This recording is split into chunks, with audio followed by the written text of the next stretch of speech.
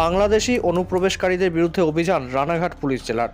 একসাথে গ্রেপ্তার 15 জনকে গ্রেপ্তার করে পুলিশ, যার মধ্যে 10 জন বাংলাদেশি এবং বাকি 5 জন ভারতীয় মানব পাচারকারী। গত বেশ কয়েকদিন ধরেই নদিয়ার ভারত বাংলাদেশ সীমান্ত এলাকায় কড়া নজর রেখেছে সীমান্তবর্তী এলাকার রানাঘাট পুলিশ জেলার আধিকারিকরা। সেই মতো বিভিন্ন সূত্র খবর পেয়ে রানাঘাট পুলিশ জেলার ধানতলা, হাঁসখালি সহ একাধিক জায়গায় হানা দিয়ে বারবার গ্রেপ্তার করেছে অবৈধভাবে এদেশে আসা বাংলাদেশি অনুপ্রবেশকারী সহ ভারতীয় দালালদের। গতকাল ফের সেই রকমই দুটি অভিযান চালায় হাঁসখালি এবং ধানতলা থানার পুলিশ। জানা যায়, গোপন সূত্রে খবর পেয়ে গতকাল ধানতলা এবং হাঁসখালি থানার এলাকায় হানা দেয় পুলিশ।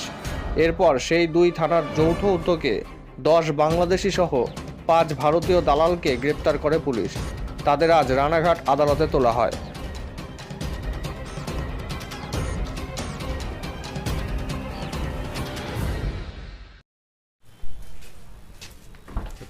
প্রশ্ন বলবো কতদিন ধরে এই কাজগুলি করছেন আপনি? বাংলাদেশের লোক পাঠান?